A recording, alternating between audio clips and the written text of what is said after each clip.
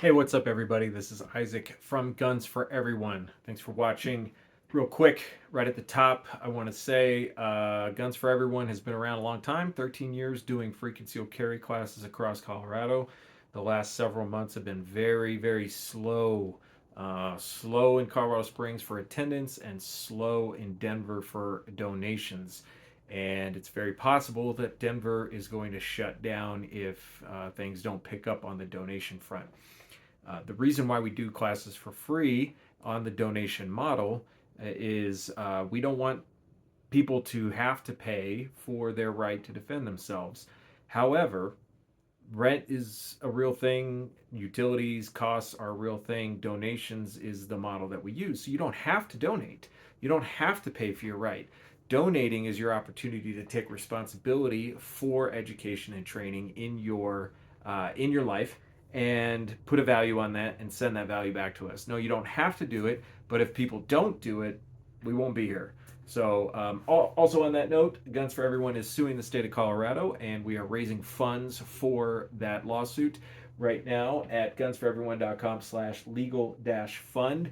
And that lawsuit is to stop House Bill 1174. Is it 241174? It's the concealed carry training bill that requires new things for concealed carry training for you to get your concealed carry permit. Folks, I don't know how to, well, it's kind of the point of the video, which I'll get to in a minute, but if you take your rights seriously, you got to do something. You got to stop sitting around on your ass and complaining on the internet about your rights without actually doing anything. And money makes the world go round, and that's the same for lawsuits and preventing or repealing bad gun laws. So go check out gunsforeveryone.com/legal-fun. All right, let's talk about the video today.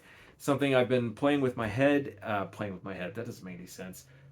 Playing with in my head, rolling around in my head, thinking about for a while. I brought this up on the podcast. You may or may not know this, but we have a podcast that we've been doing for a very long time, and you can find it over on the Guns for Everyone channel, YouTube channel. You can also find it on Spotify at Guns for Everyone. I talked about this on the podcast, but I wanted to bring it in its own specific video. The new idea, it's not a new idea for the world, maybe, probably not, but it's a new idea for me. And I've been thinking through the ramifications of that, this new idea. And so I wanted to bring it to you guys. There is no such thing as laziness. That's the idea. Laziness is a myth. Laziness is not real. Most of the time, when people say lazy, they're being lazy, which is not a real thing, so that doesn't work. It's a new idea. Cut me a break. Laziness is merely a reflection of your true priorities. So, take your hypothetical, archetypal lazy ass person who just sits on the couch eating Cheetos and watching old reruns of Lost. You'd say, oh, that's a lazy person. Well, no. Their true life's goal is to sit on the couch and get fat and watch TV. So their actions align with their true goals and their true motivations. Or true motivations. Motivation's a tricky word, so let's avoid that one for right now. It aligns with their true goals. So if somebody tells you that they want to get in shape, and then they say, but I'm too lazy to go to the gym, well, in reality, they just value other things more than getting fit. They value things more than the ideal physical body. They value their comfort, they value their time differently, they value their health differently. Even though they say one thing, their actions reflect their true priority, which is to take it easy, I guess. To watch TV, to eat foods you shouldn't be eating. And I'm speaking from experience. This is somebody who's tried very hard to change my diet, and I have to constantly balance what is more important to me, the long term health benefit or the short term taste and convenience. And when I prioritize the right things, I have no problem eating healthy. But when I prioritize the wrong things, it is impossible for me to eat healthy. And it all comes down to that prioritization. How does this affect you? Well, for many years, I've been telling students that gun owners in general are lazy and ignorant, and now I have to take half of that back. No, I don't think it's true that gun owners are lazy. I do think that most gun owners are ignorant. about a great many things, but that's not necessarily an attack. I mean, I'm ignorant on a lot of things. You can't know everything, and you have a limited amount of time and energy to learn things, and ignorance is the normal state, I would say, of humanity.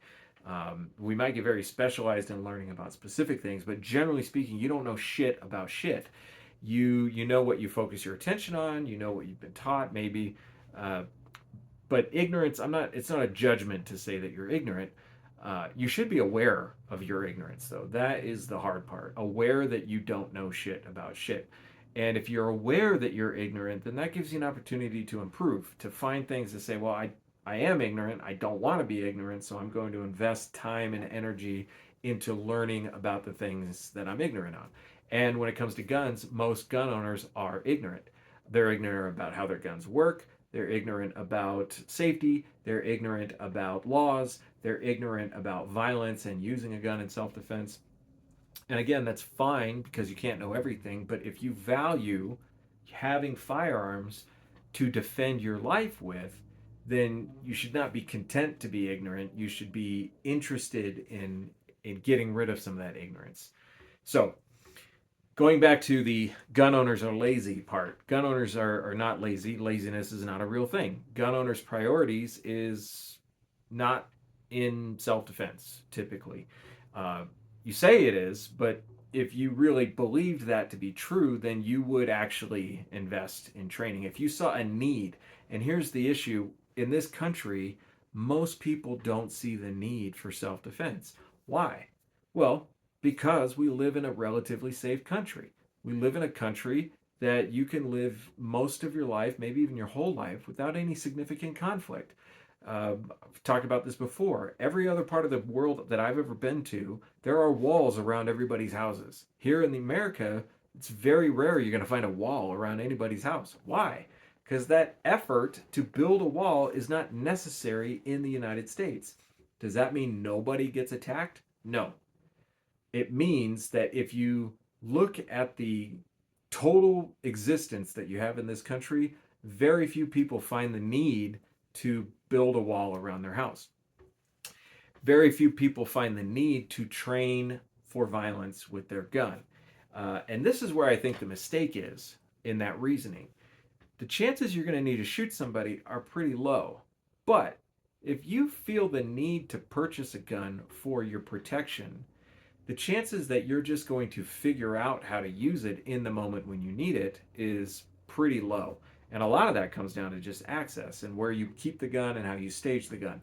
If you understand the stakes of using a gun in self defense and you understand the stakes of doing it wrong and you understand the need when that moment arises, how that need actually expresses itself, then if you've already done the work to buy the gun, why would you not put in the work to train with the gun? You're not lazy for not training. You don't understand the importance. That's why you're not training.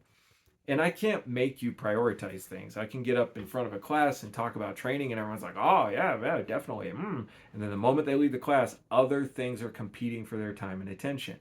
And if you don't already know why it's important, then the class time we spend together is not going to change your mind about it. What tends to change people's mind, I got to be careful with this. What I've seen in the past from people is that they have been attacked in a truly surprising way, in a truly violent way, and they realize the universal truth of the human existence.